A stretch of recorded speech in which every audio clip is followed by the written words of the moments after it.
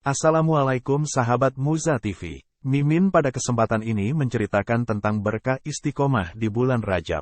Ada seorang wanita yang tinggal di sekitar Masjidil Aqsa, Baitul Maqdis. Ia mempunyai kebiasaan, amalan, unik. Jika datang bulan Rajab, salah satu dari bulan yang dimuliakan Allah seperti disitir dalam Al-Quran Surat At-Taubah ayat 36.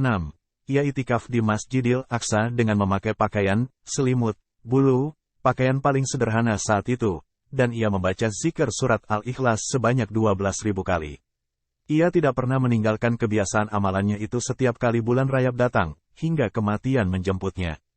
Bulan Rajab memang bulan yang penuh keberkahan. Nabi pernah bersabda, bahwa bulan Rajab adalah bulan Allah, bulan Syaban adalah bulanku, bulan Nabi, dan bulan Ramadan adalah bulan umatku, umat Nabi Muhammad, umat Islam. Setiap memasuki bulan Rajab, beliau juga mengajarkan doa kepada para sahabat, yaitu, Allahumma barik lana fi Rajaba, wa Syabana, wa balaina Ramadan. Makna dari doa tersebut adalah, Ya Allah, berilah keberkahan kepada kami pada bulan Rajab ini, juga pada bulan Syaban, dan sampaikanlah, panjangkanlah umur kami kepada bulan Ramadan. Mungkin karena ingin menghormati, sekaligus, memancing, barakah dari bulan Rajab itu, wanita tersebut menjalankan amalan zikirnya tersebut secara istiqomah, walaupun tidak ada tuntunan khusus dari Rasulullah atau para sahabat lainnya. Soal ibadah yang bernama zikir ini, menurut pendapat mayoritas ulama, memang tidak ada tuntunan khusus seperti halnya ibadah salat, puasa, wudhu dan lain-lainnya.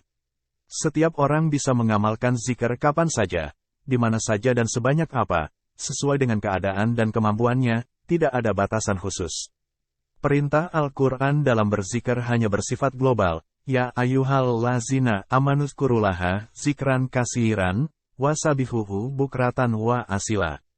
Hanya saja para ulama menggarisbawahi, bacaan yang dibaca dalam zikir itu sebaiknya adalah ayat-ayat, surat Al-Quran, kalimat-kalimat thayyibah yang diajarkan Rasulullah, sholawat, dan doa-doa. Nabi memang mengajarkan zikir khusus pada beberapa momen tertentu, seperti misalnya setelah salat 5 waktu, pada waktu pagi dan sore, dan lain-lainnya, tetapi tidak bersifat wajib, tetapi hanya sunnah saja. Tidak ada penjelasan pasti bagaimana wanita di Masjidil Aqsa itu menjalankan zikirnya yang 12.000 surat Al-Ikhlas itu. Kelihatannya cukup berat, tetapi sebenarnya tidak seperti itu, karena surat Al-Ikhlas sangat pendek dan mudah dihafalkan.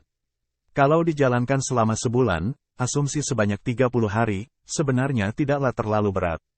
12.000 kali, berarti 400 kali per harinya, kalau dibaca setelah salat 5 waktu, berarti 80 kali, dan itu tidak sampai 10 menit jika dibaca tartil yaitu, tidak terlalu cepat atau lambat. Ketika usianya makin tua dan ia merasa ajalnya makin dekat, wanita itu berwasiat kepada anak lelakinya, agar nantinya ia dikafani dengan selimut bulu yang biasa dipergunakannya untuk itikaf di Baitul Maqdis dan berzikir dengan surat Al-Ikhlas pada bulan Rajab itu.